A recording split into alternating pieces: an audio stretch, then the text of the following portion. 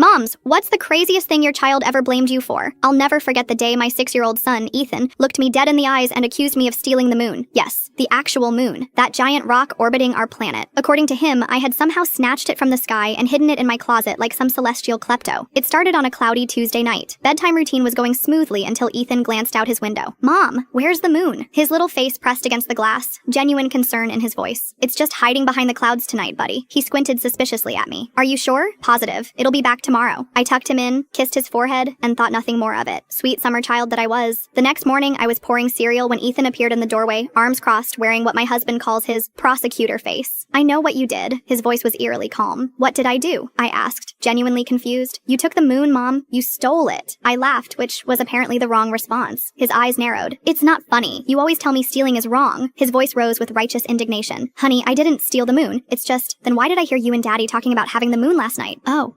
My husband and I had been discussing our budget. Specifically, he'd asked if we had enough money for the monthly mortgage payment, if we had the moon covered. Sweetie, that's just a grown-up expression. The moon is still in space. Then why isn't it in the sky? Because sometimes clouds... Ms. Abernathy says lying is worse than stealing. He cut me off with a devastating trump card of invoking his kindergarten teacher. For the next 3 days, my son conducted a full investigation. He drew diagrams. He interviewed his stuffed animals as witnesses. He refused to let me near his closet in case I was hiding moon evidence. When his dad tried to intervene, Ethan just shook his head sadly. Mom has fooled you too. On day 4, I received a handwritten summons to appear in Moon Court in the living room at 4 p.m. sharp. I arrived to find my husband appointed as judge, wearing a makeshift robe, my black cardigan. Ethan had arranged all his action figures as the jury. The court called Mom to the stand, Ethan announced gravely. I took my seat on the ottoman. Do you swear to tell the truth about the moon? He asked. I do, I replied, fighting a smile. Where were you on Tuesday night? Here at home, with you and Dad. He paced dramatically. And is it true you have a secret closet? It's not secret, it's just my closet. The jury will decide what's secret, he shouted, startling even himself with his volume. Just then, a miracle occurred. The clouds outside parted, and moonlight streamed through our living room window. Ethan gasped, running to the glass. The moon! It escaped! He turned to me, eyes wide with wonder rather than accusation. Mom, the moon got away from you! Rather than correct him, I knelt beside him. Wow, look at that. It must have really wanted to be back in the sky. He nodded solemnly. You should have just asked to borrow it. You're right. Next time I'll ask first. He patted my shoulder consolingly. It's okay, Mom. I forgive you. That night at dinner, he announced to his father, Mom stole the moon, but I solved the crime, and now it's back. I'm basically a superhero. My husband raised an eyebrow at me across the table. I just shrugged. You have to pick your battles. And sometimes, those battles involve being tried in Moon Court by a 6-year-old with a plastic gavel and an unwavering belief that his mother is capable of lunar larceny. The charges were eventually dropped, but Ethan still checks the sky some nights, just to make sure I haven't gone back to my criminal ways.